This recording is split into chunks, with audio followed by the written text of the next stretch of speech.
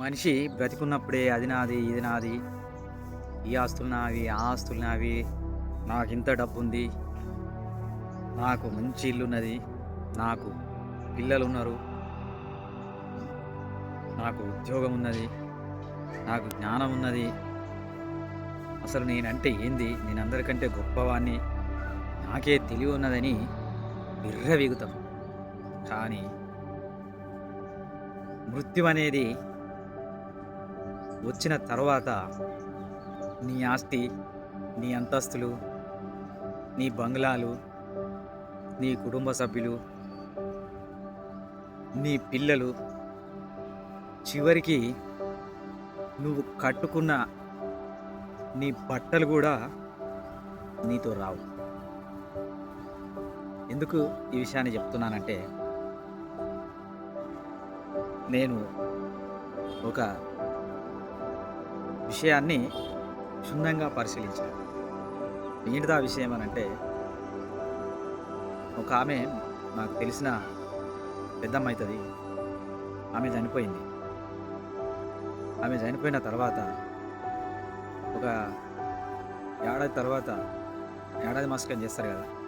ఏడాది మసకం చేయడానికి ఆమె ఉన్న ఇల్లు మొత్తం దులిపి, పాత సామాన్లు, ఆమె సంపాదించిన గిన్నెలు, బోళ్ళు అవన్నీ తీసి బయట పెట్టిర్రు.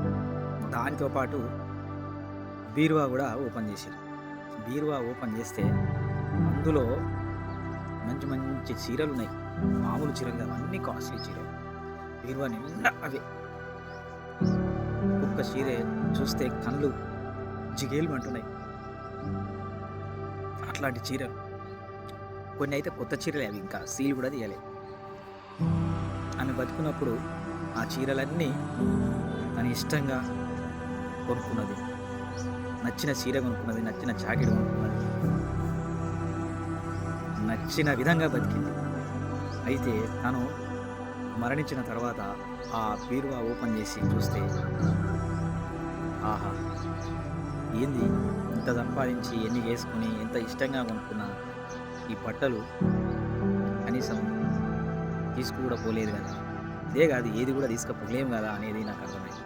అయితే ఇక్కడ ఒక ట్విస్ట్ ఏంటంటే, ఆ బట్టల్ని తన కోడన్లు కానీ బిడ్డలు కానీ తీసుకోలే. కొత్త చీరలు అయినా కూడా బిడ్డలు కానీ కోడలు కానీ తీసుకోలే. మాకొద్దు అంటే మాకొద్దు అని అంటారు. కనీసం జ్ఞాపకార్థంగానన్నా, జ్ఞాపకానికైనా ఉంటాయి కదా, తలా 2 చీరలు తీసుకొని బీరువాలో పెట్టుకోండి, మీ అమ్మ జ్ఞాపకంగానే ఉంటుంది కదా అని చెప్పి బిడ్డలను అడిగినా, కోడలను అడిగినా, కొడుకులను అడిగినా కూడా ఎవ్వరు కూడా తీసుకోలేదు. అవన్నీ బయటికి తీసి మూట కట్టి ఇక్కడ నా అనాథాశ్రమం ఉంటుంది కదా, ఇక్కడ ఇచ్చిరండి అని చెప్పి పంపించారు. ఇక గిన్నెలు గోళ్ళు ఉంటాయి చూసినా, అవన్నీ తీసుకుపోయి పాత ఇనుప సామాన్ల దగ్గర అమ్మేసి వచ్చారు. బతుకున్నప్పుడు నాది నాది, నా ఓళ్ళు అనుకుంటే, చచ్చిన తర్వాత నువ్వు కట్టిన బట్టలు కూడా తీసుకోవడానికి భయపడతాను. ఈ వీళ్ళ కోసమా నువ్వు బతికింది? ఈ వీళ్ళ గురించా నువ్వు కష్టపడ్డది? ఈ వాళ్ళ గురించా నువ్వు ఆహర్నిశలు చెమటొడిచి కని పెంచి పెద్ద చేసింది? నువ్వు చనిపోయిన తర్వాత నీ బట్టలు ఉంచుకోవడానికి, నీ బట్టలు ముట్టుకోవడానికే భయపడతాను. నీ గిన్నెలు జ్ఞాపకంగా పెట్టుకోవడానికే భయపడతాను. ఒక అట్లాంటి లోకంలో మనం ఉన్నాం. అందుకే మనం అందరం కూడా అర్థం చేసుకోవాలి. ఉన్నప్పుడే హాయిగా ఆనందంగా బ్రతకాలి. ఎవరి మీద ప్రేమలు పెంచుకోవద్దు. నీకున్న ధర్మాన్ని పాటించుకుంటూ జీవించడం నేర్చుకోవాలి. ఎవరి మీద అతిగా ఆశపడద్దు, అతిగా ప్రేమించవద్దు. జీవిత సారాన్ని తెలుసుకొని జీవించడం అలవాటు చేసుకోవాలి.